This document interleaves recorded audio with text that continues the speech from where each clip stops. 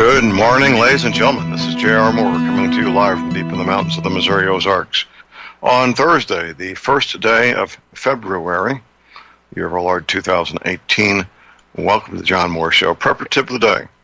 It is 1st February. It is still winter, and prepper tip of the day is to check your car kit, or kits plural. Make sure your car kit or kits have what they need in them. If you got water in there, make sure the water hasn't frozen and broken the container that it's in. Make sure that something didn't get borrowed out of the car kit and not replaced. So that's the prepper tip today, is check these car kits and make sure that they have what you need in them. We have patient waiting in the green room, my friend Tim Spencer. Tim is a husband, a father, a grandfather, a rancher, veteran of the United States Navy Submarine Corps, and proprietor of the excellent website ruralsurvival.info. Good morning, Tim. Good morning, John. How are we doing today?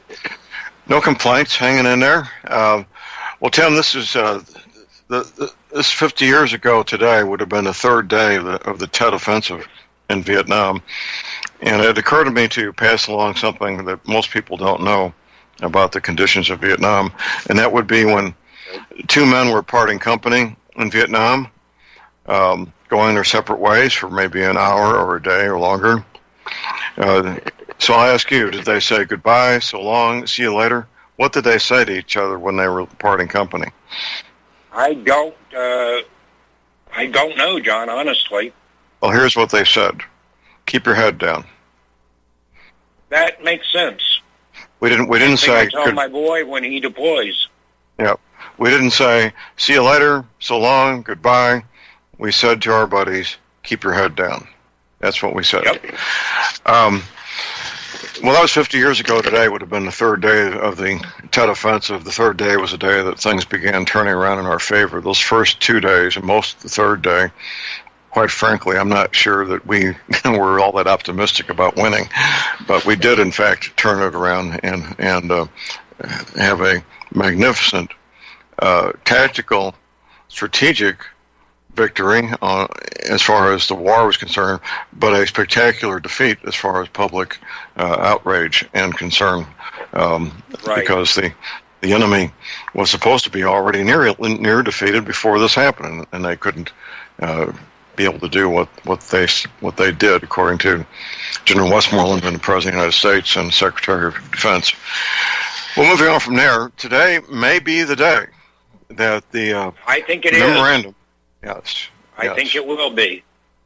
Well, it's 9 o'clock Eastern time, so the business day is it's mid-morning on the East Coast, where this is going to take place. So the business day will be over in 7 hours.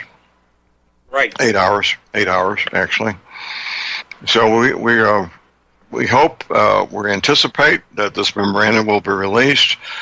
People who've read it have been making some very strong statements saying that this will become bigger than Watergate. Are you hearing the same thing?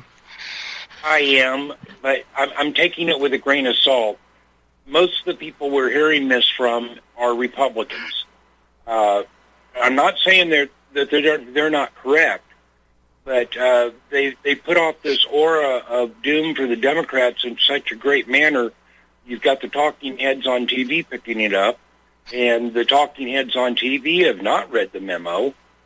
So I don't know if it's going to be the end of the world for the Democrats or not. I mean, we can hope it is. Well, it needs I'm just to be. waiting to see what happens. It needs to be. And not necessarily all Democrats. I know a lot of good people who claim to be Democrats, but there's a number of Democrats at the national level who need to be indicted, quite frankly, including Bill and Hillary I absolutely agree. I've got friends Hussein who are Obama. Democrats too, but yeah.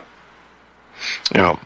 Well, we'll see. Other than what we just said, it's basically a matter of speculation, and we've got basically about 8 hours or less, probably a lot less, to have this thing released. And then, in fact, I'll check with Drudge right now, because it'll be breaking news once it is released.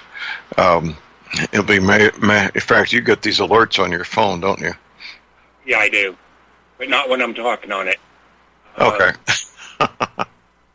a good thing. Well, Anyway, yeah, that would be distracting.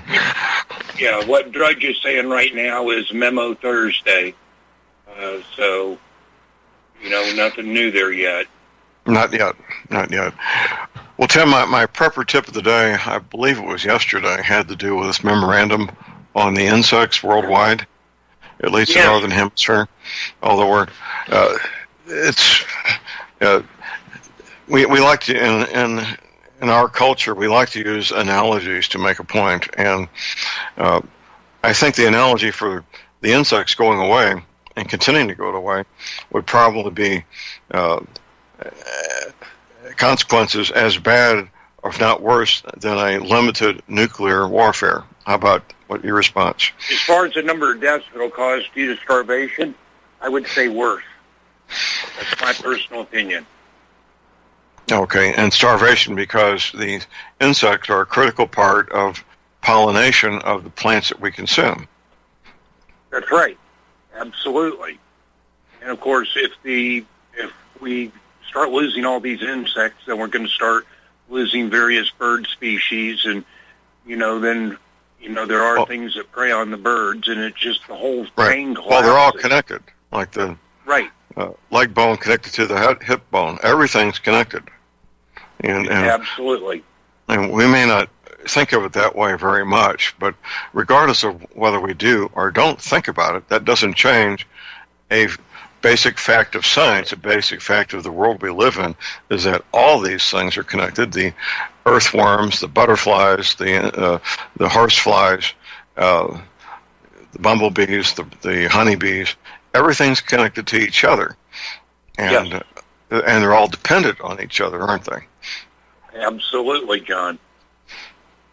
Well, I want to. If you didn't hear my pepper tip of the day the other day, go to my website. That's thelibertyman.com. Scroll down the right side. You have to go down not all that far, and you'll see the article's titled on the right side of my homepage, Dissertation on the Disappearance of Insects. Now, this article, it could be, quite frankly, it's at a level that it could be published in a scientific journal, in my opinion. It is written by a scientist. Yeah, it is written by a scientist, an entomologist, one of our listeners, by the way, one of the listeners to the John Moore Show in the United Kingdom. And she's a scientist. She's an entomologist. And when you click on there, you'll see the inquiry I made of her, where I tell her what I know, which is limited to 4 short paragraphs there. And her response was far more detailed, far more explicit, and far more scientific than I ever expected, but I'm very grateful that I got it. And there's clickable links on that article, aren't there, Tim? Yes, there are. So you scroll down here and you'll see, let's see, it's where these links are. Yeah, there's one there.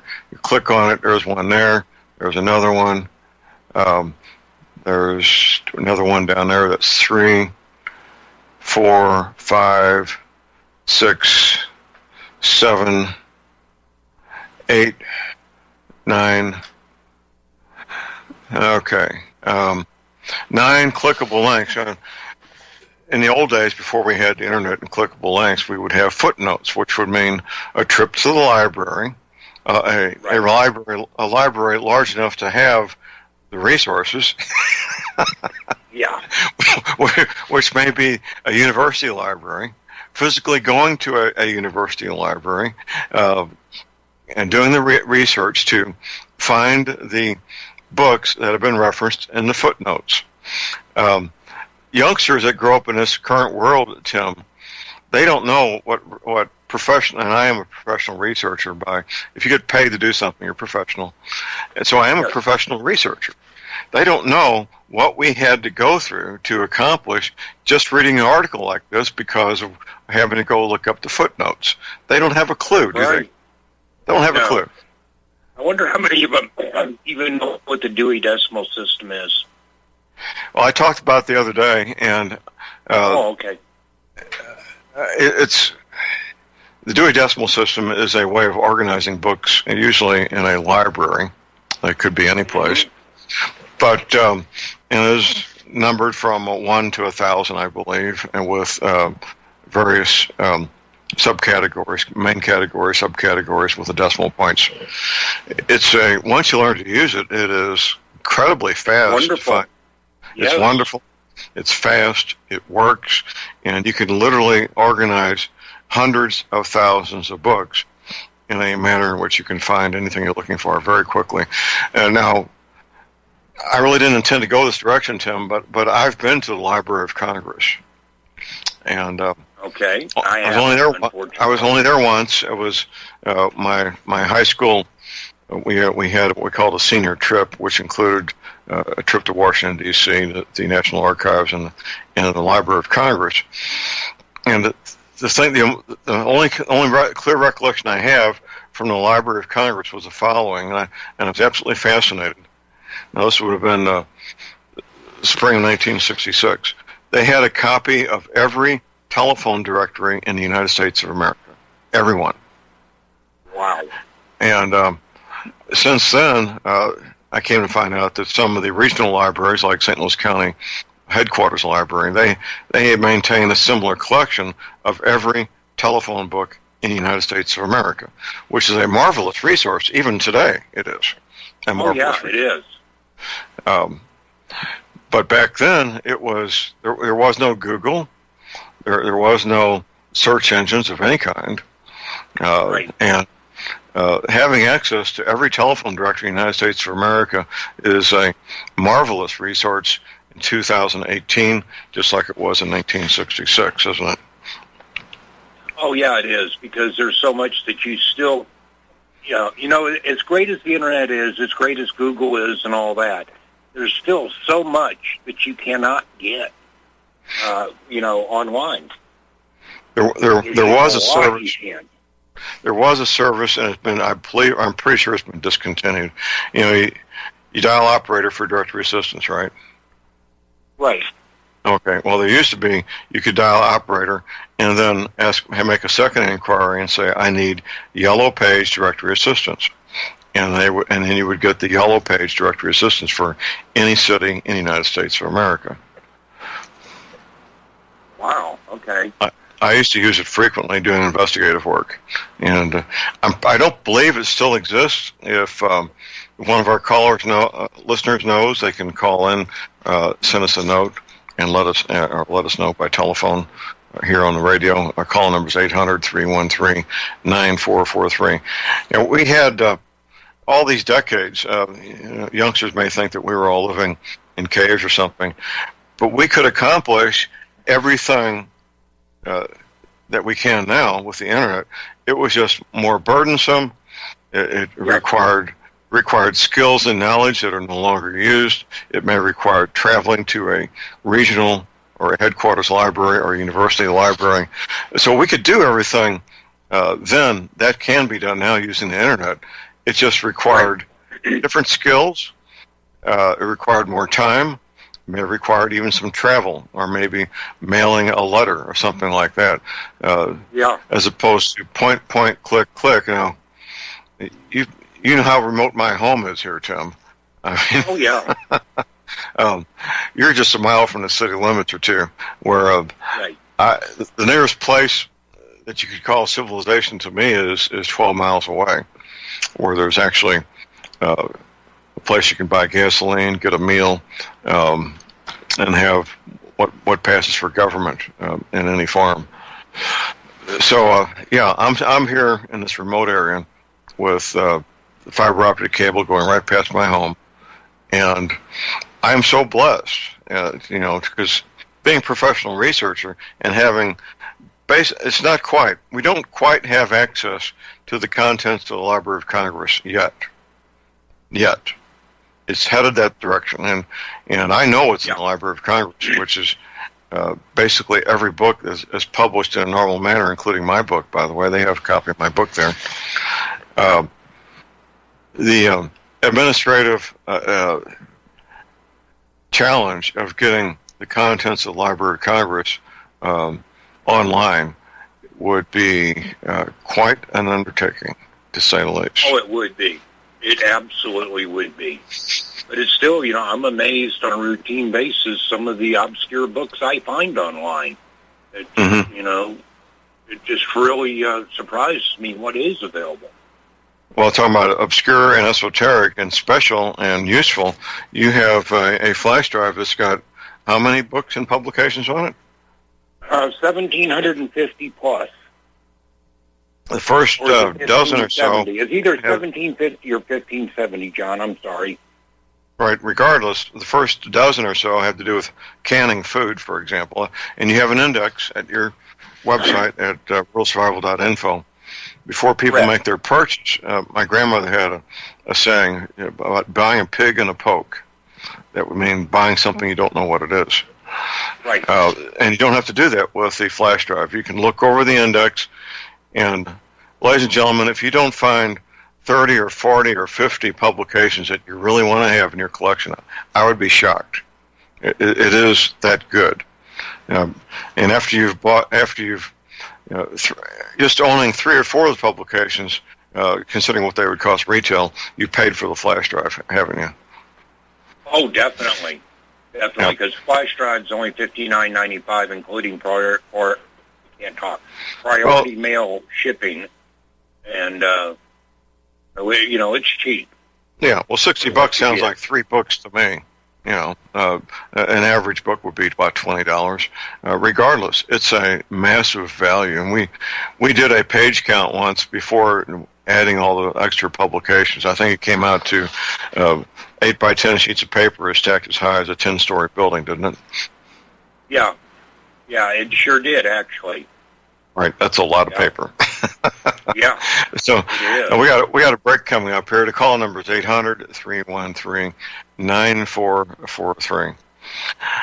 Yeah, research. I run. I know you do too, Tim. All these people that think that they're doing research on the internet when they're not even close to doing research, are they? That's true.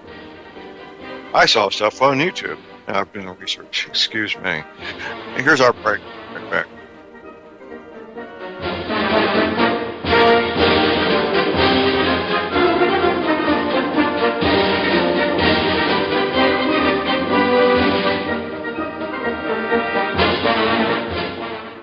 Ladies and gentlemen, J.R. Moore here. As most of you know, my regular listeners, I offer energy cleaners for sale at my website. If you don't have a clue what I'm talking about, go to my website, thelibertyman.com, educate yourself about these marvelous healing devices. We focus on pain mitigation and getting a great night's sleep. Arthritis pain, joint pain, back pain, doesn't matter. Keep in mind, I offer from me to you personally a 30-day money-back guarantee. That's what I do. Energy cleaners, $285, shipping included to American zip codes. You can educate yourself all about the energy cleaner right there at my website, the patent application, the wonderful testimonials. Be sure and check out the factory-made fitted mattress pads that go with the energy cleaner. Now, I offer from me to you personally a 30-day money-back guarantee. That's what I do. I have a toll-free order line, or you can order it right at my website at thelibertyman.com. That toll-free order line is 800-592-9543. I say again, 800-592-9543. Thank you. Ladies and gentlemen, J.R. Moore here. It's taken 3 years before I could offer the inter-shelter domes for sale. During those 3 years, several different governments and militaries were taking all their production. The inter-shelter dome homes may be just what you've been looking for to provide affordable, energy-efficient, permanent, and attractive housing. These dome homes are prefabricated units that can be assembled in a few hours by 2 men with a ladder and simple hand tools. Check out the photos of these dome homes built in the Arctic, on tropical beaches, in suburban areas, and in forests. All the details, many photographs, and the pricing of the dome homes are listed on the left-hand side of my homepage at thelibertyman.com. I think you'll find these homes are not only attractive, but they're energy efficient, and a bonus. You can disassemble them and reassemble them as many times as you feel you need to. Pretty great, huh? Something that's very, very unique. Check them out at my website at thelibertyman.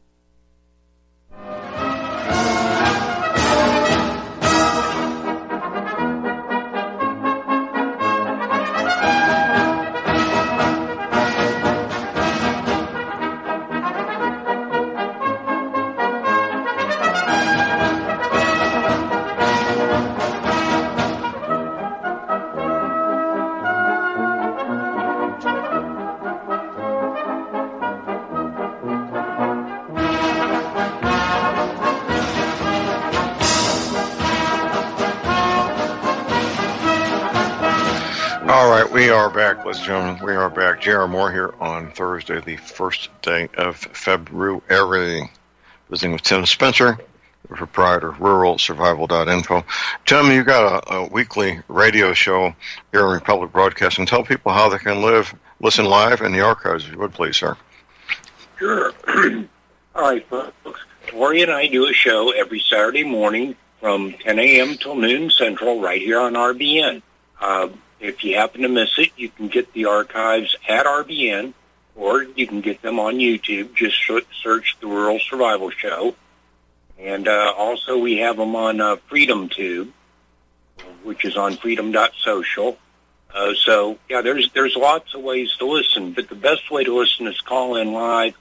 It's really a laid-back format. Most of the time, the callers choose subjects, and we just talk, and we have a good time, and we really enjoy doing it. Outstanding. Well, I encourage people to listen. And what about the archives? Okay, they're on YouTube, and all anybody's got to do is search the Rural Survival Show on YouTube. They're also on Freedom Tube, which is part of freedom.social. And it's a really good platform for like-minded people. And we're doing good on both platforms. It's not as good as I'd like, but we're doing pretty good. All right. Well, it's a work in progress, as they say, isn't it, Tim? Oh, yeah. Always. Okay. Well, that's just the nature of radio. Great. I encourage people to listen to Tim and Lori. It's a fun show. I think you'll enjoy it. Well, Tim, this every year has its own special, unique qualities. This year will be no different. I'm anticipating Donald Trump to continue incrementally, step by step, behind the scenes, quietly dismantling what Hussein Obama did for 8 years and several presidents before Hussein Obama, which were putting in place everything necessary to turn this country into a communist nation. Your response?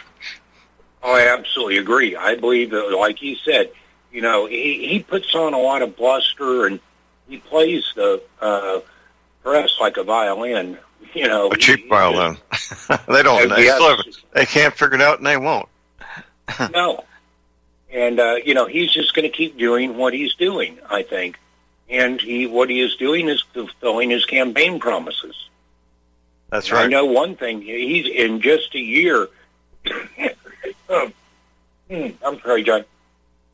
In just a year, the VA has really started turning around. I mean, it's impressive the changes being made in the VA. Well, anything that changes the world's largest healthcare system is impressive, to say the least, because it's like, you can't. It's not like turning a shopping cart. It's more like trying to park the Queen Elizabeth, the Queen Mary, whatever the big ship is, right. Ocean Line. Well, God bless Donald Trump. That's all I can say. He's got serious opposition because these bureaucracies, especially the Department of Justice, FBI, and CIA, the communists and Muslims have thoroughly infiltrated those organizations, top to bottom, left to right, for decades now. And getting these Absolutely. Muslims and communists that are entrenched out is going to be quite a challenge, isn't it? Yeah, it is, because instead of being able to use logic, like getting rid of Muslims because they are Muslims, he can't go that route. Each case will be different. Here's what I've addressed this before. The way to get rid of Muslims because they're Muslims is not to state that publicly, but to pull their security clearance. Pull their security clearance. Exactly. Once they lost their security clearance, it would be relatively easy to find relations by blood and or marriage of any Muslim, except an American convert, of course, to terrorists. They're all related by blood and marriage. That's just the nature of that part of the world, isn't it? That's true. That is true. And they know what their family lineage is, too, believe me. And they can spit it out for you. Yeah, going back 10, 12 generations, easily. That's just part of that part of the world. They may be illiterate, but they know their heritage. Yes. Tim, there's almost no adult men in Turkey who've ever read a book, ever. No, I did not read that. I thought Turkey, or know that. I mean, I thought Turkey was fairly well educated. There is a percentage that are very bright and very productive and well educated, but about half of the men in Turkey can't read a book if they wanted to. Wow. Of course, most American men don't. That bad. Most American men, even though they can read books, don't read books, which is a tragedy in itself, in my opinion. If you have the ability to read and you don't read, I regard that as a tragedy myself. Right.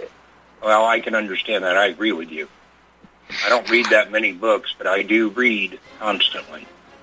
Here's our break. And I hear music. Yep. We'll be back with Tom Berryhill. We'll talk about the energy clinic for about 24 minutes. Stay tuned.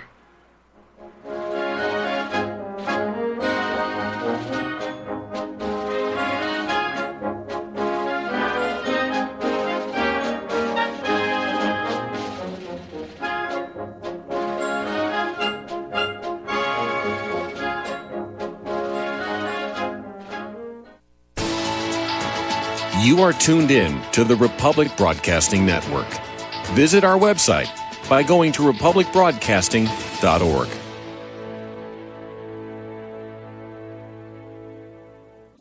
Ladies and gentlemen, J.R. Moore here. We're continuing our Energy Cleaner promotion, which began August of 2016. In this promotion, you get to buy an energy cleaner, $70 off retail, and a mattress pad, 10% off retail. $200 of the purchase price of the energy cleaner goes to Republic Broadcasting. This is a great way to help get energy cleaners out to people who need them and have some financial issues to deal with. And, of course, a great way to support Republic Broadcasting. Here's what you do. Send in a postcard. My address is John Moore, P.O. Box 201, Davidsville, Missouri. We pick a postcard every 2 weeks. If your postcard is drawn, you get the chance to buy the energy cleaner, $70 off retail, and 10% off the mattress pads. Put your name and your address, your telephone number, and your email address on the postcard, and we wish you the best of luck. Thank you.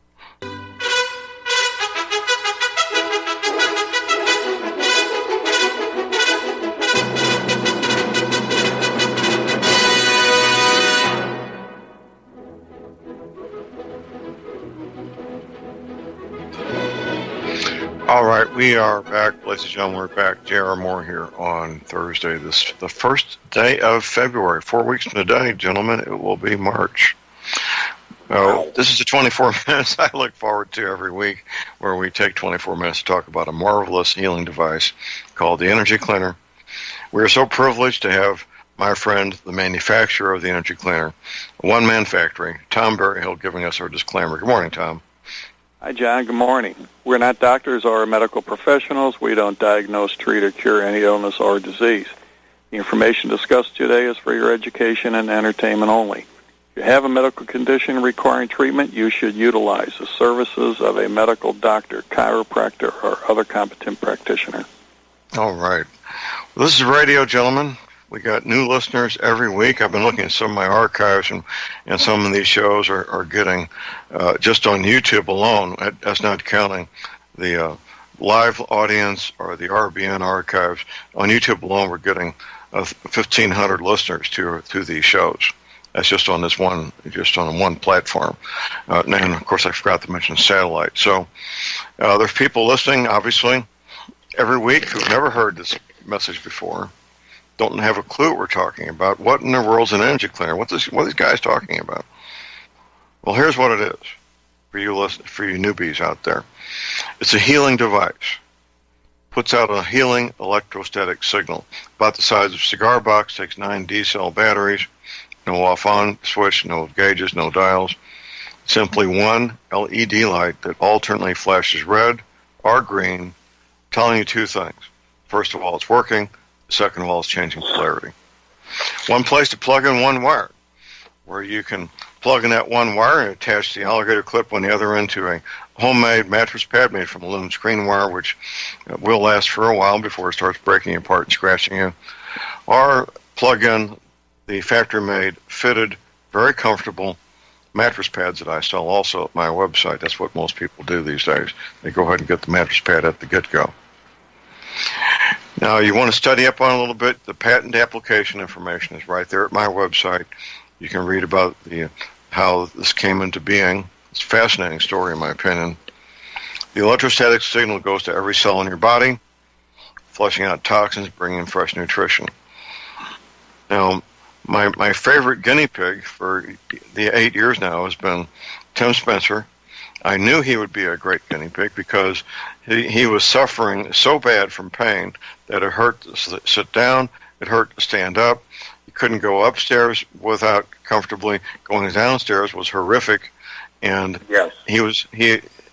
And Tim, you had already visited the General Pershing VA Center in Poplar Bluff with the intention of becoming a resident there prior to getting the energy cleaner head. Yes, I had, because it was just getting, in my opinion, too hard on my, wife and rest of the family, because I was constantly requiring help. Right. You and I went to that first Vincent Finale expo there in Springfield, Missouri, and you're how tall are you, Tim? 5'9", 5'10"? Yeah, somewhere right in there. Actually, I've lost a little bit of height. I think I'm down to 5'9". And you weighed at that time disproportionately a lot less weight than you should have been weighing. What did you weigh back then? I was 124, 125, something like that. Were your normal weight? Pretty skinny. Yeah, you were very thin. You look like you just escaped from Auschwitz, quite frankly. But your normal weight, once you got back up to your normal weight after using the energy cleaner for a period of time, you got back to your normal weight, which would be, 155, 160? About 155. Yeah, which is a good weight for a man that height. It was an incremental thing. It didn't happen overnight, wasn't it?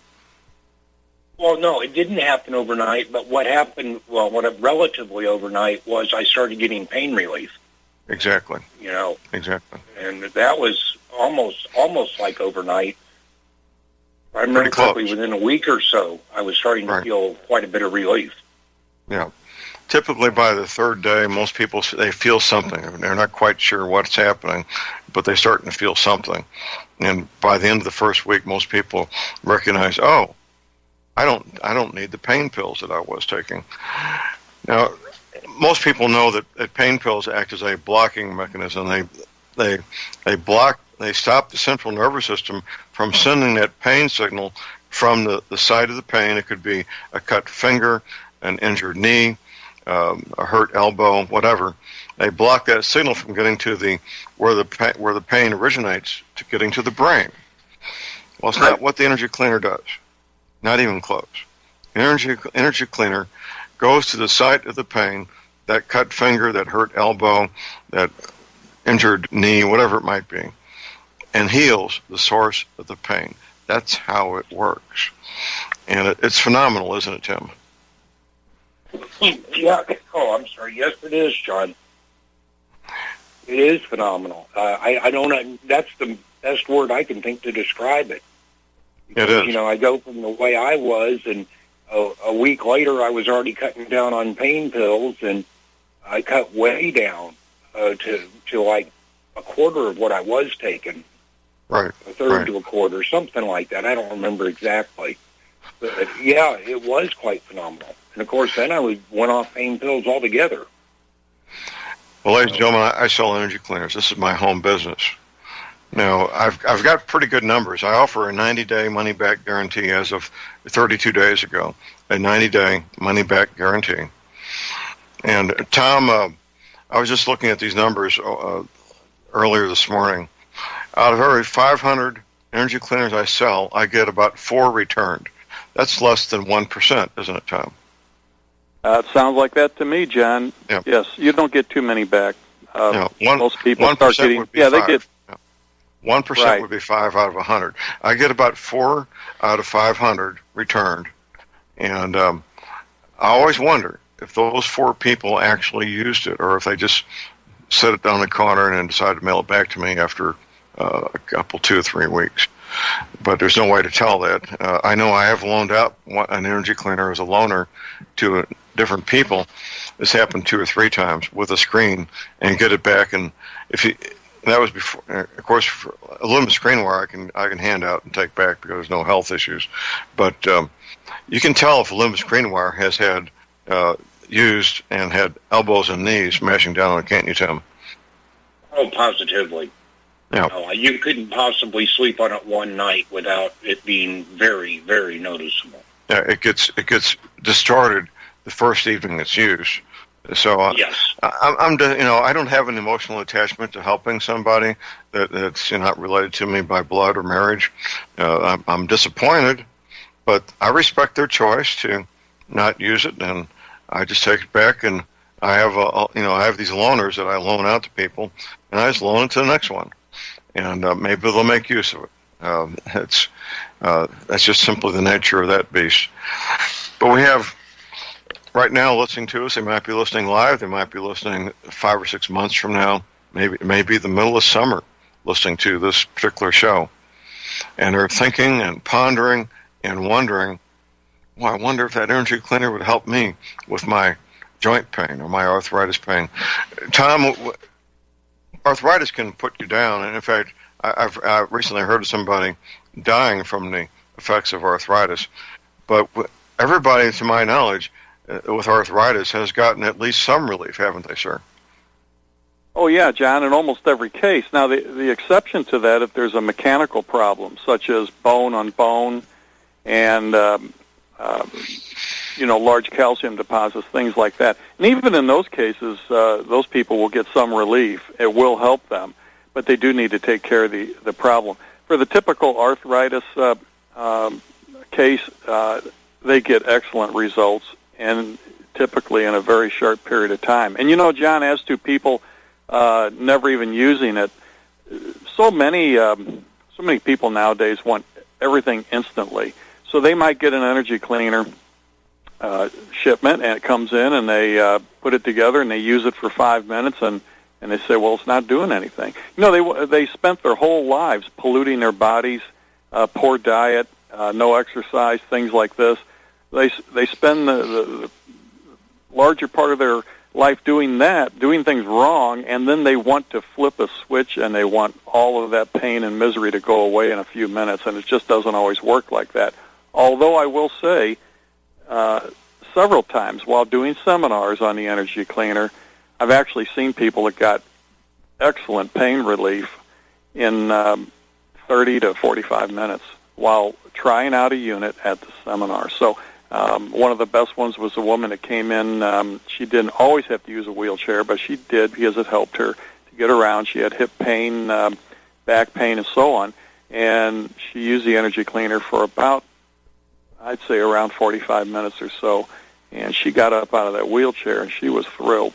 No more pain. And when she left that evening, she purchased an energy cleaner, and she also set the box and all the accessories on the wheelchair and used it like a cart to push it out to her car. But she walked out of that seminar. Yeah. Well, these stories are heartwarming. We've got testimonials at my website, including Steve Whitman's. I'm going to be calling Steve. I want to have him on once a month to both promote his latest book, which, Tim, you had a very large role in Steve Whitman becoming a published author, and get him on to talk about his most recent book and the miraculous way that his life was literally saved, as well as having his wife recover from lupus, which was an unexpected That was incredible. Bonus. It is, and an unexpected bonus for everybody. So I'll be talking to Steve today and see if we can get him back. And this is a good time of year to get him back on because it's his downtime when he's basically riding and not running his fish camp up in Maine. When he's up there during the fish camp season, it's difficult to get him on the radio. So I'll be talking to Steve and see if we can get him on possibly next Thursday. But I talk a lot, and people kind of make fun of it. But it's funny and serious at the same time. Energy cleaner procrastinators. In fact, Tim, you were an energy cleaner procrastinator for 2 weeks, weren't you? Yeah, and it was a wasted 2 weeks. Absolutely a wasted 2 weeks. No sense in crying over spilt milk, but that's the way I look at it. You started taking strong prescription pain meds. You were in your mid-20s or so, 25? What was that? When I got hurt, I was about 25. So basically, you'd only been an adult for 6 or 7 years. So basically, your entire adult life up until you started using the energy cleaner, you took every prescription painkiller known to mankind, didn't you? Oh, yeah, I did. I absolutely did. Yeah, everything from morphine to you name it. I have, phenobarbital, all kinds of stuff. And they change them. They change them frequently to keep you from getting addicted to any given pain med. Right, at my request, because I got addicted to morphine one time without even knowing it. Right, that's easy to do. So incrementally, week by week, month by month, you were cutting back on the pain meds as you continued to use energy cleaner, didn't you? Oh, yeah, and that actually started right away. Now, it took me about, I'd say 3 or 4, probably 3 years before I was off of them completely. And, I just didn't need them anymore. Especially not enough to jump through the hoops the VA wanted me to keep getting them. So, yeah, I did away with them, and I hadn't taken any until last March I had to get back on them again because of this leg. But that was one of those things that was so far gone that even the energy cleaner couldn't help. Right. That's not the energy cleaner's fault. You have a crushed ankle and massive infection, and, I don't think the energy cleaner can cure that. It'll help, but it ain't going to cure it. Right. Well, ladies and gentlemen, the energy cleaner is for sale at my website at thelibertyman.com. You can read the testimonials there, the patent application information. Place your order right there at my website using PayPal. PayPal, by the way, if you live in the USA, now takes payments. You can spread out the dollar amount. Be sure and check out the factory-made fitted mattress pads. I'm taking delivery of another 8, and probably today be fully stocked once again. Got a fresh delivery of energy cleaners last night from Tom. I take MasterCard, Visa, American Express, Diners Club. You can also call my toll-free order line 24 hours a day. That's 800-592-9543. I say again, 800-592-9543. Tim, before the break here, have you got your seed catalogs yet for the coming season? Well, actually, I was just now ordering my Baker Creek Heirloom Seeds catalog. Their catalog's so big, I think you have to order it every year. They send me an email saying, do you want one this year? Right. And, that's all heirloom seeds, and that's where I try to go. Yeah. So, I've only been there once. I took my wife on a motorcycle ride down there. It's sort of like Silver Dollar City 40 years ago. It's a neat place. And in fact, I'm going to try to organize our preparedness group to go down there some weekend because they have live music and food, and it's a lot of fun, family fun. It is. We got a caller, gentlemen. We got a caller on hold here. We got Joe in Indiana. Good morning, Joe. Hey, good morning, gentlemen. I'll be really quick. I got 2 quick stories for you. First of all, I own 5 of those energy cleaners, and they're fantastic. And the first story is, Tom may remember this. The first one I ever bought, my aunt was admitted to the emergency room with severe neck pain. She had little osteophytic, calcium spicules in her neck, and she couldn't move her neck, and it caused her blood pressure to rise really high. So I had called Tom, and he sent me one. I don't know if you remember this, Tom. I called you, and you sent me one. I got it on a Friday. I spent the whole weekend with my aunt. I had the energy cleaner with aluminum foil wrapped around her neck. She was in the bathtub with the Epsom salts. By Sunday, she was up, and she didn't want me to cook anymore. She was cooking for me and everything, and she felt great. And that was the beginning. That was a real testimony. I was just amazed how you got it to me by Friday, and by Sunday she was really doing well. And consequently, I've ended up buying a number of them. And the second story is my dog. I have a chocolate lab. I've told John knows about this. I go running with my dog every morning. In fact, I finished early this morning. Right. But our dog had Lyme's disease, and she had all the neurological problems and all that associated with it. So I ended up buying one of the pads. I have the mattress pads, but I bought one of the pads, and I put it on her little mattress, and I got another energy cleaner, number 5, for her. And I'm not kidding you. She no neurological symptoms whatsoever. She, in fact, when my wife brought her in for her yearly exam, she no longer is full-blown Lyme's, but she just has exposure to Lyme's disease, and that's it. And just got to... Doctor, hold on. Doctor, hold on. We got a break. We'll finish up comments after the break. Stay tuned.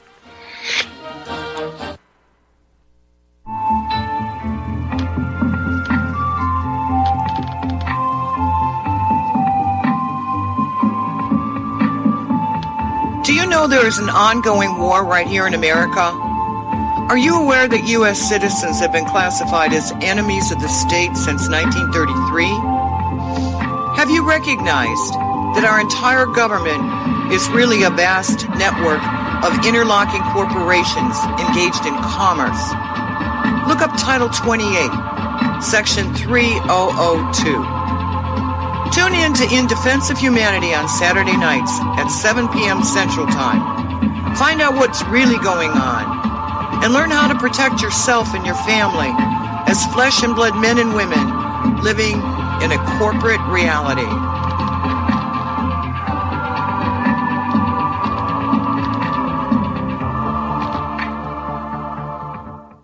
Corporate media dominates the American opinion. Finding independent voices that counter this avalanche is becoming increasingly difficult. With the endless corruption running rampant throughout our government, independent voices are needed more than ever to battle the offensive against our freedoms and liberties. As a listener of RBN, no one understands this concept better than you. Now it's up to you to do your part. The time has come for you to take action and begin broadcasting the truth to hundreds or thousands of people every month. Sound impossible? Quite the contrary. With pointed slogans from LibertyStickers.com, you can reach countless sleeping Americans unaware that they live in a real-life wonderland. LibertyStickers.com has a huge inventory of political bumper stickers and messages that reflect the truth about our government, our politicians, and the future of America. With so many in stock, there's one perfect for you. Visit us today at LibertyStickers.com. Again, that's LibertyStickers.com. Do your part. Your voice is important. Let it be heard. Do you or a loved one suffer migraine headaches? Listen to what scientist Kurt Hendricks has to say. 35 million people in the United States suffer with debilitating migraines. If you or a loved one are one of them, you need to know about MigraLief. Hi, I'm Kurt Hendricks, the scientist that formulated and patented the MigraLief migraine formula. MigraLief is a non-prescription dietary supplement recommended by neurologists, pharmacists, and pediatricians to address nutritional deficiencies in both adults and children over 2 with migraines. Try MigraLief for 3 months and see the powerful difference it can make in your life, or get your money back, no questions asked. Go to MIG911.com or call 800-MIG-7354. You can change your life today. So if you suffer from migraines, don't wait. Call 800-MIG-7354. That's 800-MIG-7354. Or visit MIG911.com.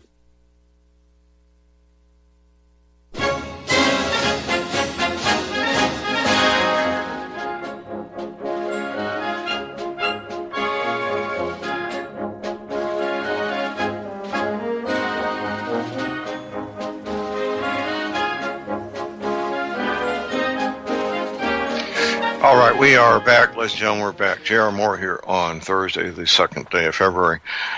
Joe, I know you're a regular listener, and you're feeding your children breakfast and listening to the John Moore Show most mornings. But what most people don't know is that you're a medical doctor, sir, and I think that would be helpful for them to know that.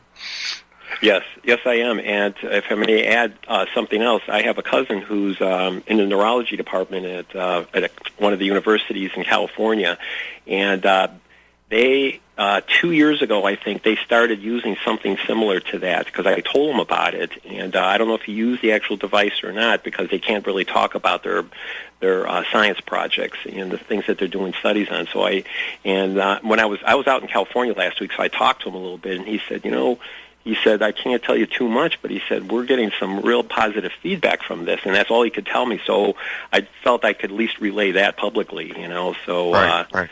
It's fascinating. I told him, look, I told him, I would be really excited to find out what results you get, at least scientifically. So I think Tom would like to hear that too. Well, we all would on one hand. On the other, anything that puts the pharmaceutical industry at risk will never reach the light of day from a university hospital.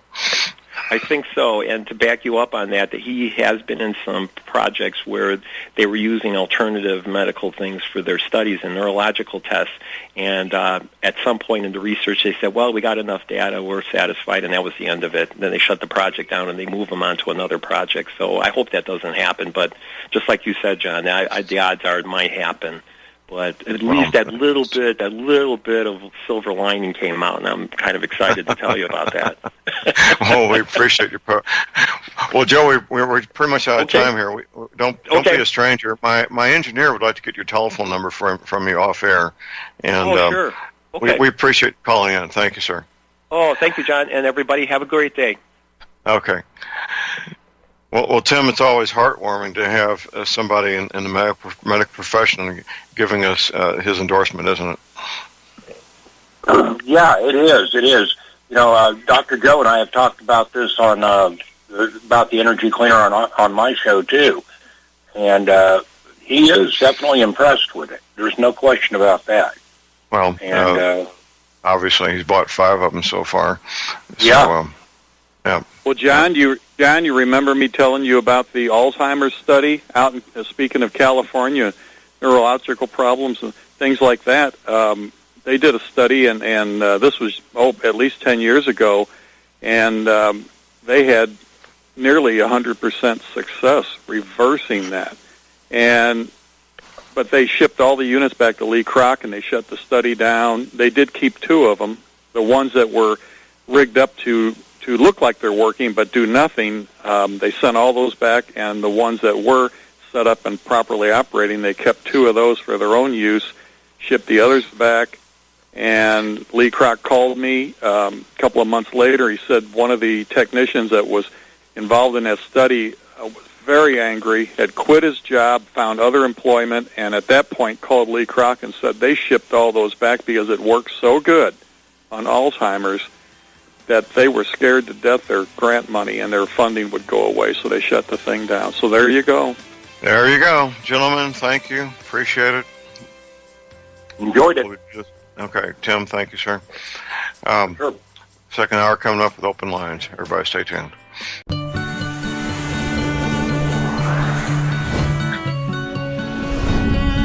All right, we're back, ladies and gentlemen. J.R. Moore here on Thursday, the first day of February. Prep tip of the day. It's still winter.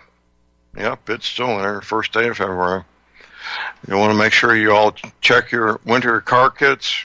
Make sure you've got what you need in there, that if you got water, it hasn't frozen and made a big mess, that things haven't been taken out and not replaced. It's still wintertime, and that car kit, under certain conditions, could literally be a matter of life and death. So make sure that car kit is all squared away. We have open lines this hour. Take your questions, calls, and comments at 800-313-9443, 800-313-9443.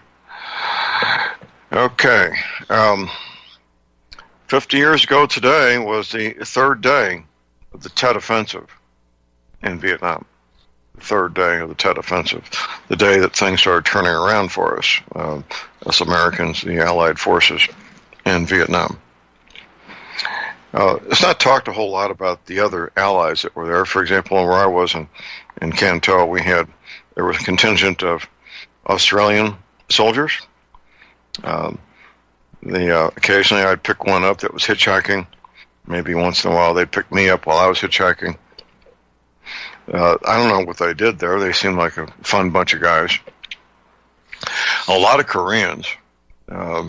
The ROK Marines, as they were sometimes called. ROK was acronym ROK, Republic of Korea. They had a reputation for being really good soldiers, and were dramatically and greatly feared by the Viet Cong and the North Vietnamese both. the Korean soldiers really hated communists and communism. They really did. It was I think it was in their DNA to hate communists as strongly as they did. There were troops from other countries, and that's just the two that come to mind. Not that many. Americans were obviously, clearly, the largest numbers of foreign fighters, to use the modern parlance, fighting on behalf of the South Vietnamese government. It was a big war. We had as many as more than 500,000 troops in Vietnam at one time during the heights of the war back in 67, 68, 69. That's a lot of soldiers. The majority of them were rear echelon. About 20% or so were actually, their day-to-day job was combat. That wasn't my day-to-day job, officially anyway. It's one of the things about that war is that there was no front lines, as in every previous war we'd ever fought, with the possible exception of the Revolutionary War. There was no front lines or behind the lines. The U.S. Army, where I was, they rented space for my outfit to be in the city of Canton, a city of 1 million people. They rented basically what amounted to apartment buildings. The first building was a 3 or 4 story apartment building. The ground level was originally set up to be retail, I believe, that we used for our operations, set up our printing presses. And then all the rooms above that were all basically apartments where the men stayed, enlisted and officers both. We eventually, when we became a battalion instead of a company, they rented a second building that had just been built. In fact, we were waiting for it to be completed to have our people move in, another apartment building. And as we expanded, we rented still another building to expand our operations. Spread out over about a mile apart from the farthest two ones. And every time we went out into the street, we were on the alert for Viet Cong terrorists. That was just the nature of that situation. We got a caller on hold here. We got Rob in Illinois. Good morning, Rob. Good morning, John. Yes, sir. What's on your mind? All right. I was hoping you can maybe describe with examples to us the differences between the soft coup and the hard coup, and perhaps using examples of Kennedy and Nixon to do that.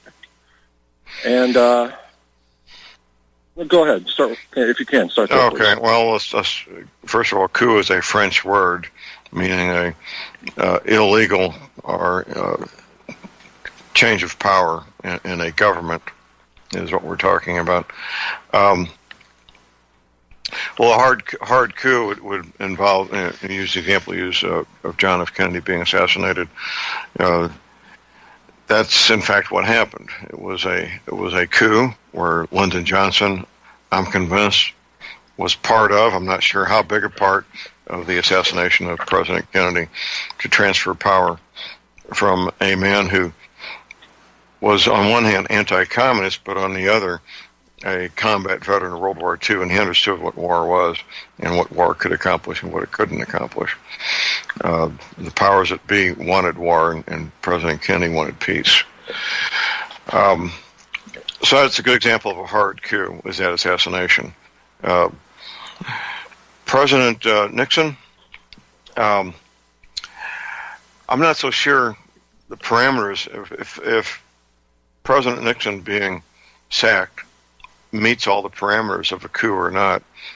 He screwed up dramatically, ordering his operatives to get information from the Democratic National Headquarters, information about either illegal or immoral or both activity on the part of the Democratic National Committee. And the thing that brought him down was lying about what happened as opposed to what actually happened. So, but the nothing all that much changed. You know, there was a lot of turmoil. His vice president was on the take, and the former governor of Maryland, I believe. So he didn't last very long. And then we had Gerald Ford come in and take over, who was an insider, of course. And Gerald Ford was part of the Warren Commission that investigated the assassination of President Kennedy. Go ahead, Rob. Yeah, I mean, I think we'll differ as far as the events of Nixon and the plumbers and so on. I think we'll differ. I believe something different. I believe he was not in the know. And yes, he did screw up when he did try to cover it up. That is his mistake. He got soft-cooed. He got soft-cooed hard, is my belief. He wasn't in the know. He didn't have to do anything that they said he was doing. He didn't have to do that. It was basically a CIA operation, and he was essentially set up. You know, he was a popular president at the time. He won his election fair and square and with a large vote and so on and so forth. So I think we'll differ there. And if you want to look into that more, I'd be obliged to hear about it later. Second thing I want to talk about is, have you heard of this Judge Anna von Reitz? Judge who again? Anna von, V-O-N, Reitz, R-E-I-T-Z. And her website, there's a blog site for her. It's Anna von Reitz, VONREITZ.com. And she writes legal postings like something like Ralph Winterrod does, and Al Whitney, how they get into all the laws and uncovering, things like that. Well, Judge Anna does the same thing. And now she's got over 800 postings there. And a couple of her latest postings, and if you find yourself on the website, is number 831, urgent public message to President Trump from Judge Anna. And then there's number 837. If you're over on the website, you can check that one out. It has something to do with veterans and rights to land and liberty and so on. But the urgent message, if you can do that on this show, look into that and maybe further research. But I'm curious the validity of it. And, again, number one, it's the validity. If you read the message, the memo, it's a big deal, and nobody's talking about it. And people hold Judge Anna, that website, in high regards. So I just wonder why nobody's talking about it. Are you able to access the website? I'm looking at the website right now, and okay, on the very first page would be the home page. Scroll all the way towards the bottom because there's these long lists. It starts at 1, it goes into the 800s. Number 831 is public message to President Trump. Okay, and then something of greater interest to you is number 837 talks about veterans. And their rights. Big fat misunderstanding. Absolutely. It looks like you can spend a lot of time here, obviously. It's. I was not aware of her work. What kind of judge is she or was she? Can't give you all that detail. I don't. That's okay. I'm turned onto this site through a caller. The guy that calls an RBN all the time, Jeff from Idaho. No. There's a guy, Jeff from, I believe he's Idaho. But anyway, he works a lot with Dr. Win Parker, and he helps Win Parker with his projects and some other people. Now, he's always bringing up Judge Anna as far as what she's saying and so on and so forth. And then he brought up on Incendiary Radio this past Sunday night how number 831, and it was read on air, how this is a big deal. Basically in that thing, and please read it on air or read it in private, but it's saying that everything Donald Trump did in his first year is null and void because he didn't have continuity office. His office didn't cure for a year and a day because they had the interruption of when they shut down the government for 3 days by Chuck Schumer for nothing. Okay, all right. Well, so this is a big deal. I see the article here, but I can't do the show and read this both. Well, fascinating stuff, Rob, and I'll certainly check it out. Anything else? No, regarding the energy cleaner, I'm one of those delayers. I think I've been delaying for nearly a year now. That's what we find is people think about it for about a year. That seems to be the typical time span. Well, the last call you had, the doctor, is the first testimonial from somebody outside of you and Tim and John talking about it. Or is that the other guy's name, John? I'm John. Okay, well, I'm not sure who there was another guy on the air with you. I'm not sure who he was.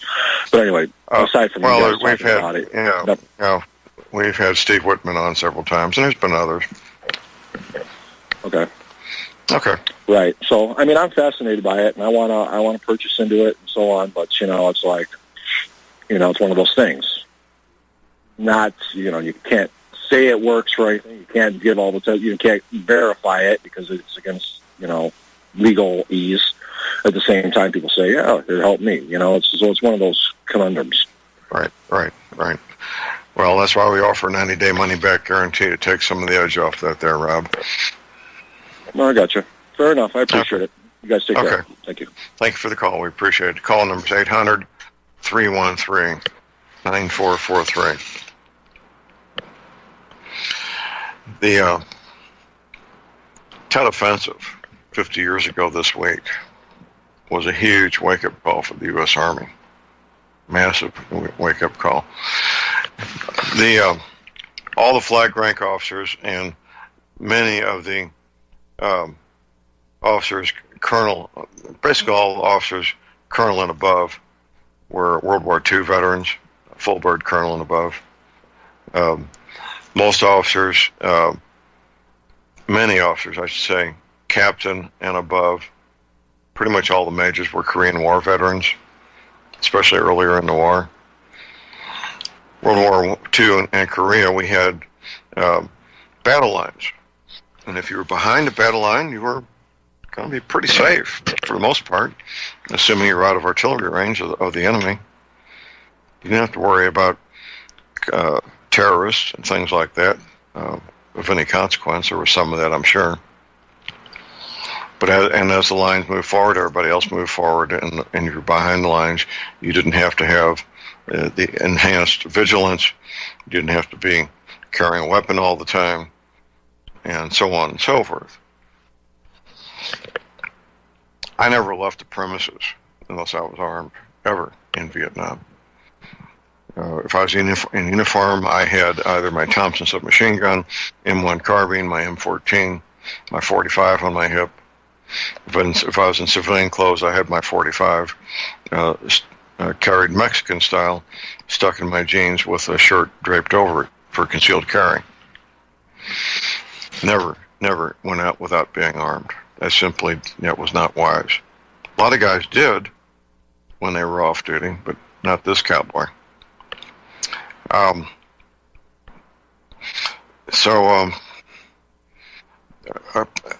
Because of that, the Army didn't treat the rear echelon troops by giving them what they needed to be safe when all hell broke loose.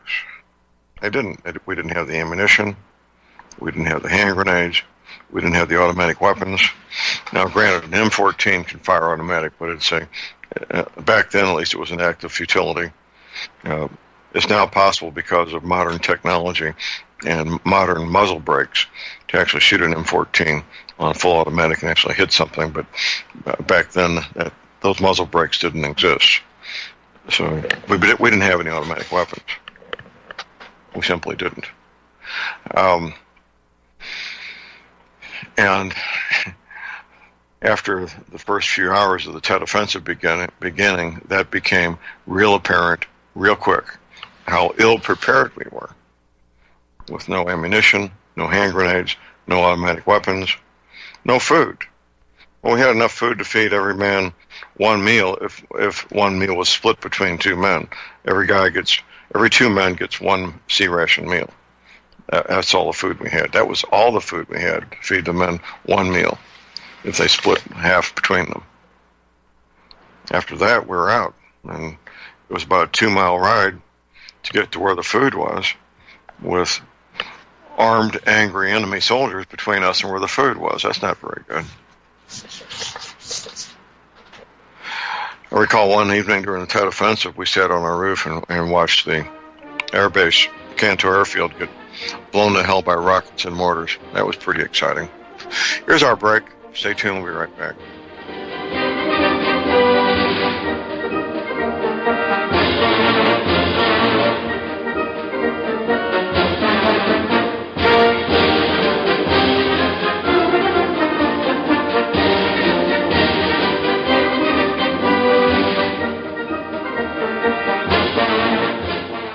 Ladies and gentlemen, J.R. Moore here. It's taken 3 years before I could offer the inter-shelter domes for sale. During those 3 years, several different governments and militaries were taking all their production. The inter-shelter dome homes may be just what you've been looking for to provide affordable, energy-efficient, permanent, and attractive housing. These dome homes are prefabricated units that can be assembled in a few hours by 2 men with a ladder and simple hand tools. Check out the photos of these dome homes built in the Arctic, on tropical beaches, in suburban areas, and in forests. All the details, many photographs, and the pricing of the dome homes are listed on the left-hand side of my homepage at thelibertyman.com. I think you'll find these homes are not only attractive, but they're energy efficient, and a bonus. You can disassemble them and reassemble them as many times as you feel you need to. Pretty great, huh? Something that's very, very unique. Check them out at my website at thelibertyman.com.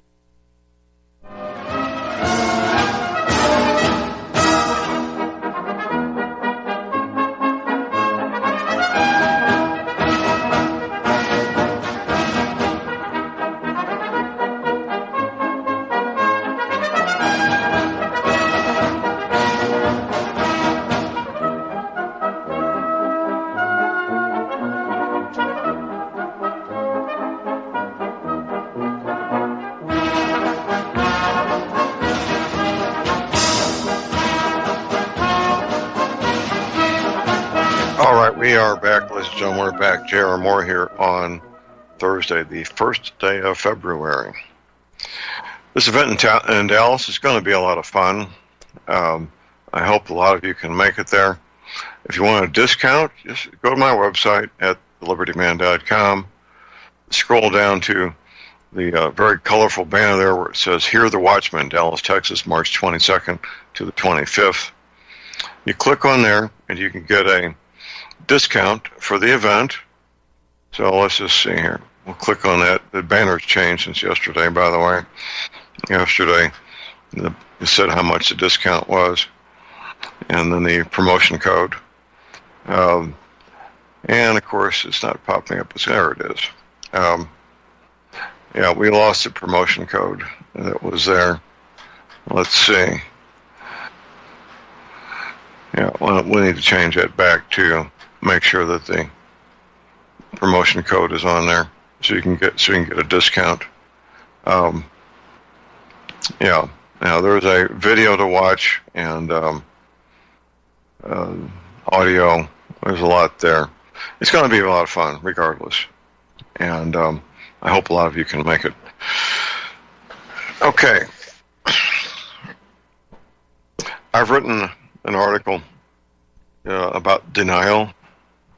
It's not a river in Egypt. Denial. It's a human response. A very natural and normal and expected human response.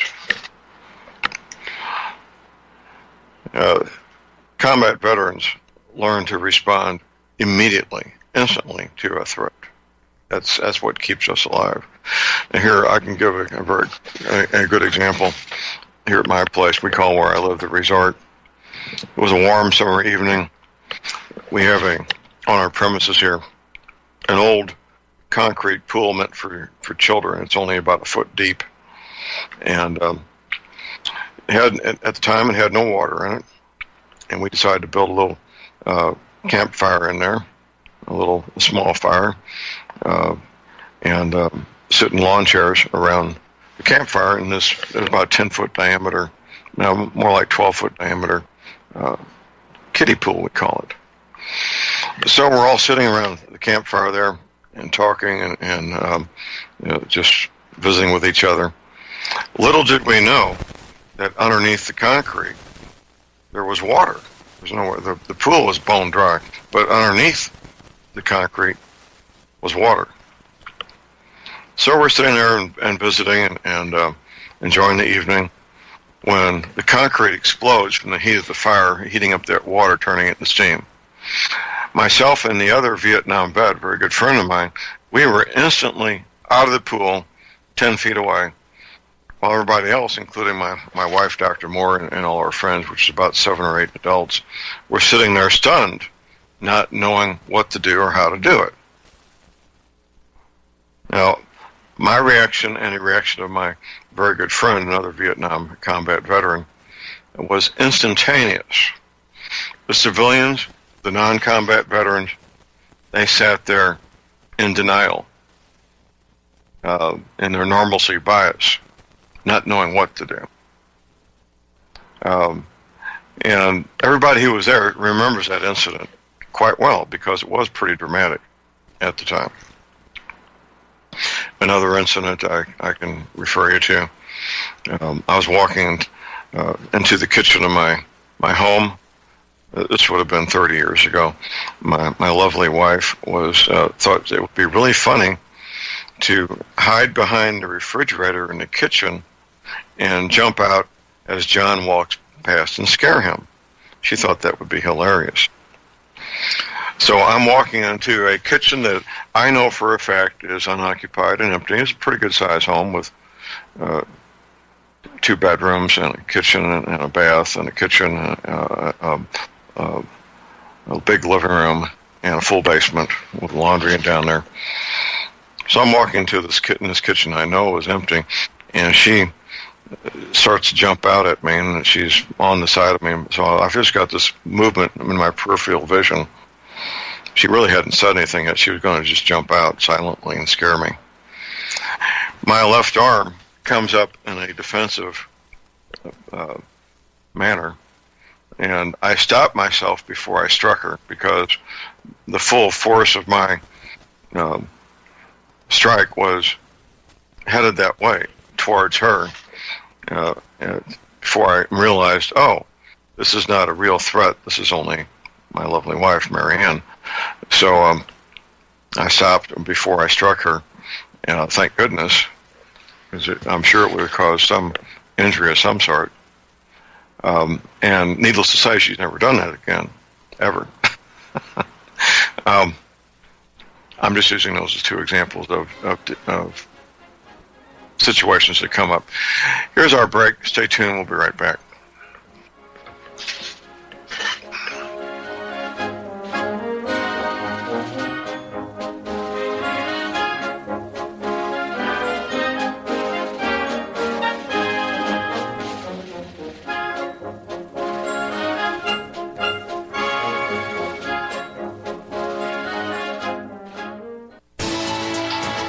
You are tuned in to the Republic Broadcasting Network. Visit our website by going to republicbroadcasting.org.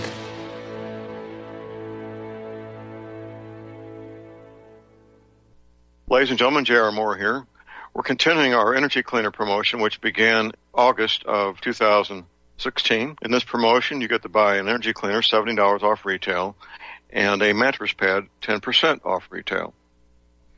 $200 of the purchase price of the energy cleaner goes to Republic Broadcasting. This is a great way to help get energy cleaners out to people who need them and have some financial issues to deal with. And, of course, a great way to support Republic Broadcasting. Here's what you do. Send in a postcard. My address is John Moore, P.O. Box 201, Davidsville, Missouri. We pick a postcard every 2 weeks. If your postcard is drawn, you get the chance to buy the energy cleaner, $70 off retail, and 10% off the mattress pads. Put your name and your address, your telephone number, and your email address on the postcard, and we wish you the best of luck. Thank you.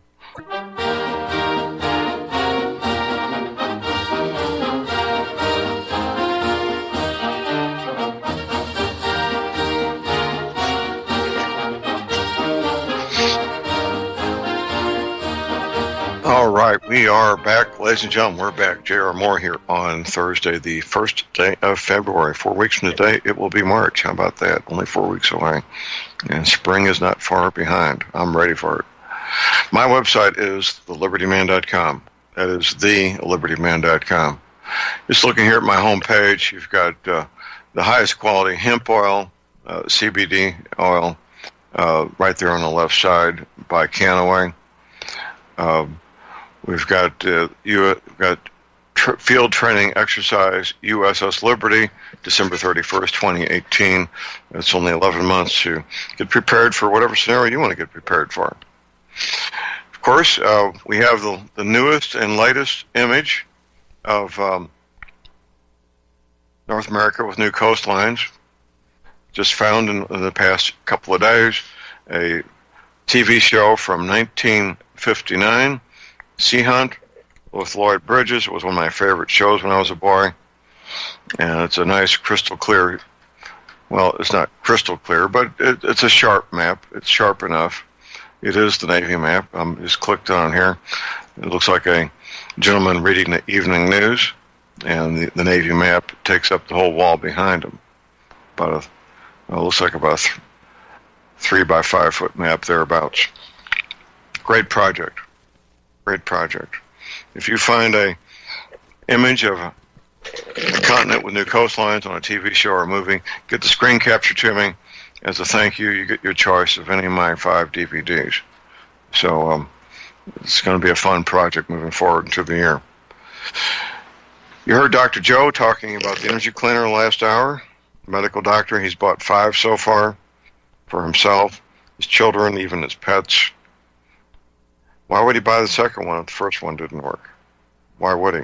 Well, obviously, this is an educated man, successful in his chosen career of being a medical doctor, and he's bought 5 so far. Only $285 shipping included. The mattress pads vary in price by the size. We have twin, full, queen, king, California king, the handy travel size. Everything's right there at my website at thelibertyman.com. Now keep in mind, I offer a 90-day money-back guarantee. That should help you make your decision, I hope. I take PayPal, MasterCard, Visa. PayPal now takes payments, by the way. PayPal is the most secure way to make any payment online, by the way, in case you don't know that. It is. Because they never get your information. People that you're buying stuff from, those people never get your information. So it's very secure. And I have a toll-free hour line, 24 hours a day, answered by very polite young men and women in my hometown, St. Louis, Missouri, not somebody in Mumbai. That toll-free hour line is 800-592-9543. I say again, 800-592-9543. We lost a lot of good people during the Tet Offensive. I don't know how many hundreds offhand. It was a lot. Saigon took a real bad hit. Townsend Air Base right outside Saigon took a real bad hit. They wanted to overrun the air base, and they managed to set off the munitions storage there. All that stuff shouldn't have been stored in one place, but they didn't ask me. It was such a huge explosion, it made a mushroom cloud. That's how big it was when the Viet Cong blew up the ammunition and bombs and ordnance and so forth stored there at Tan Son Nhut.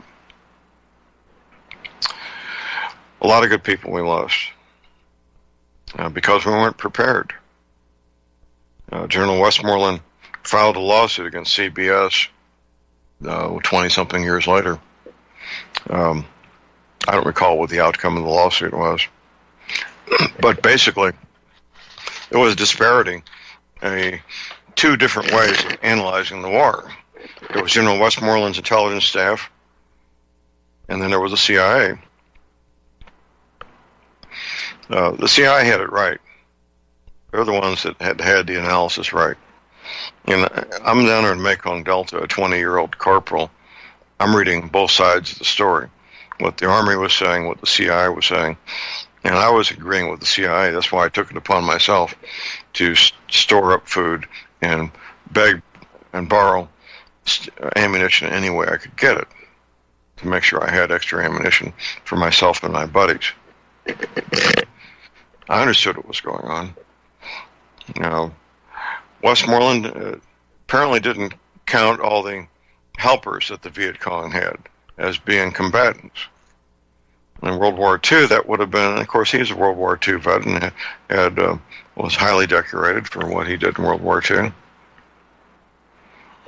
But World War II didn't involve guerrilla warfare, where the administrative work, the health care, the supplies in World War II were all provided by the military. They took care of all those logistical things. In a guerrilla warfare, you got civilians doing those things, helping out with moving supplies, logistics, medical care, housing, all those things, safe havens. That's the way. And if you remove them from the equation, it makes it look like your force is much smaller than it is in reality. That's what Westmoreland did, in my opinion. The CIA had it figured out, though. They included all those civilians that were helping the Viet Cong as being part of the overall force, which was the accurate thing and the proper thing to do.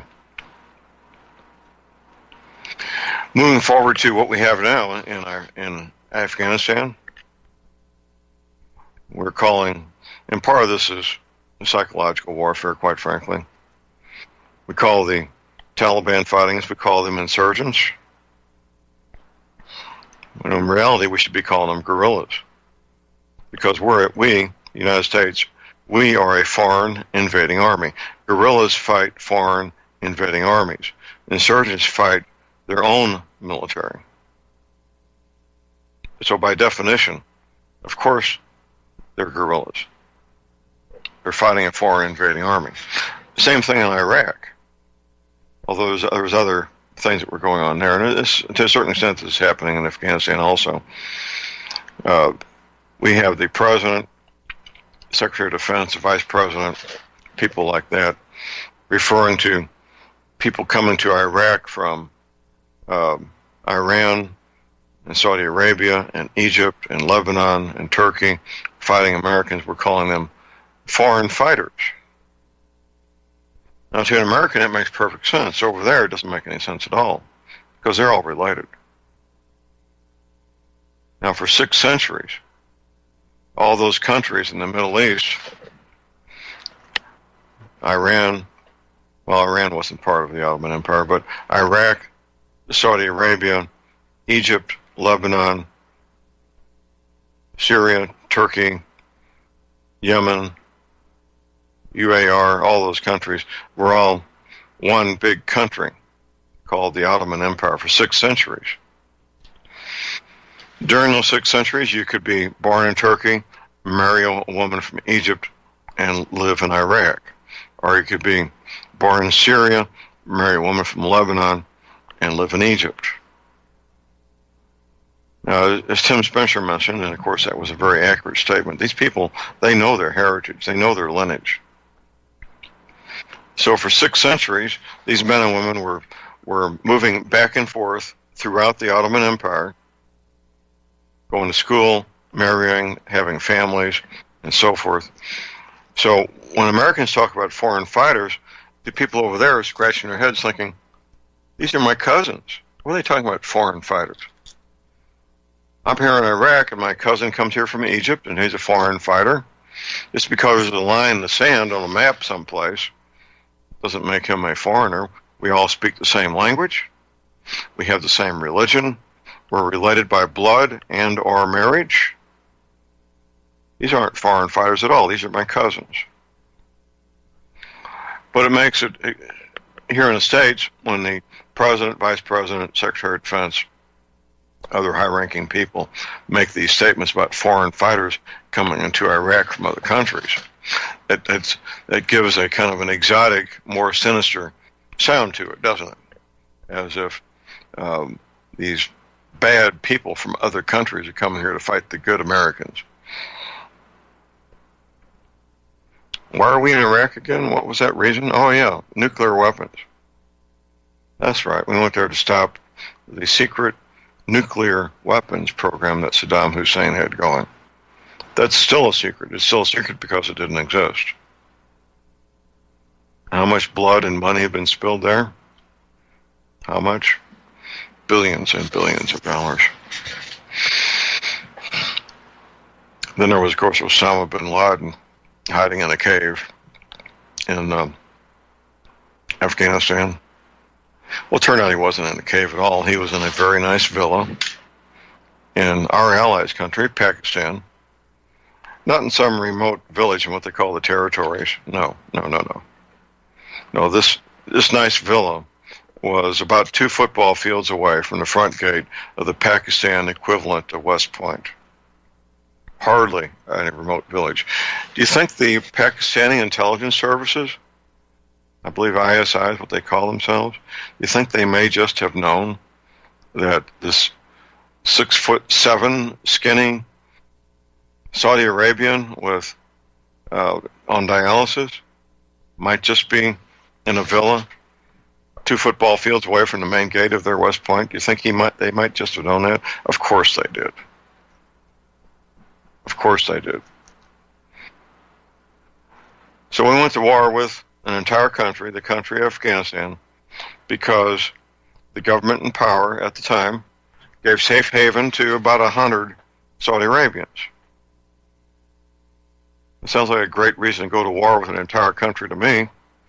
They gave aid and comfort to about 100 men, these Saudi Arabian terrorists. Saudi Arabia got a free pass, by the way. I think Osama bin Laden had something like 50 siblings, 50 brothers and sisters.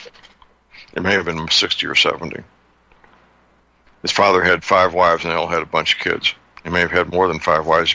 Muslims can only have 5 wives at a time, but they could have 6 or 8 or 10 over the years. It's not all at the same time if they're a good Muslim.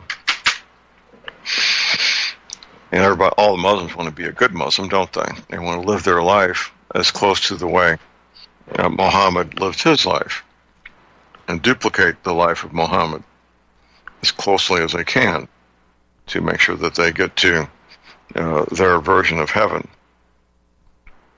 and get their 72 virgins. The virgins, by the way, are 9-year-old girls with large pointed breasts who never get pregnant, never urinate, never defecate. And after they've had sex, they immediately convert back to being a virgin forever. That's who the 72 virgins are. 9-year-old girls with large pointed breasts. And that's the dream of every Muslim man who wants to duplicate the life of Muhammad and live the life of Muhammad as closely as they can. Any man or woman who lived through the Tet Offensive had their life changed. And of course they did. We learned that, at least I learned, all I could depend on was my buddies. I couldn't depend on the U.S. Army. I knew that. I found that out firsthand. And we all found it out firsthand. There was no U.S. Army to depend on when it came to staying alive. It was just myself and my buddies. That was it. Now, my outfit, we got through it with no serious injuries or death. Thank goodness. We weren't a major target. A lot of guys nearby me didn't have it so good. They were major targets. The 4th Corps compound, which was the brain of everything that took place in the Mekong Delta. I recall the morning briefing that we would go into.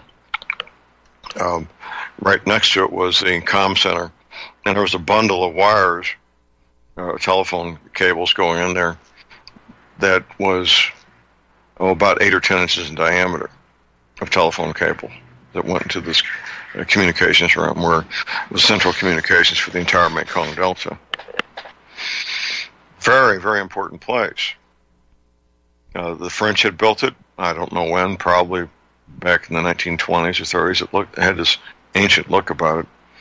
Sort of reminded me of the TV show about the French Foreign Legion. It was that style of architecture that they used wherever they went, the French colonial powers. They built the same kind of structures, whether it was Africa or Southeast Asia. Very important target that the Viet Cong, expended a lot of lives. I don't know how many men died attempting to get inside there. Maybe 400 or 500. I don't know, but it was a lot. And our guys in there, they held them off between our men inside the compound and the helicopter gunships. They held them off. It was a bloody battle. Cantil University, right across the boulevard there, was reduced to a smoking hulk. One of my buddies, he had been drafted from Lehigh University, he was a journalism student. He took a bunch of photographs and wrote an article that was published in the university newspaper there at Lehigh University. The Army found out about it, of course, and he was ordered to write no more articles, a cease and desist. He said, "No, sir. I'm an American. I have First Amendment rights to write and publish, and I will continue to do so." Well, just as a consequence of that, they created a field team just for him, and he was preparing to go out. He had 4 weeks. He was assigned to a Vietnamese mechanized unit. They had 12 armored vehicles. On the average, they had 3 a month blown up with the men typically incinerated inside these vehicles, these armored personnel carriers. Those 4 weeks, he did his homework because he knew that every month he was in the field, there was about a 25% chance that he'd be killed or seriously injured. He did his homework and he found out about a little-known program called U.S. MAPS, United States Military Academy Preparatory School, where an enlisted man like himself, if they were accepted, could go to the special school to prepare him to become a cadet at West Point. So he did his paperwork, applied for this position, got accepted, and was in the field, I think, maybe 2 months, got blown up off one tractor with no serious injury, and went off to the school, which saved his life. Here's our last break. Stay tuned.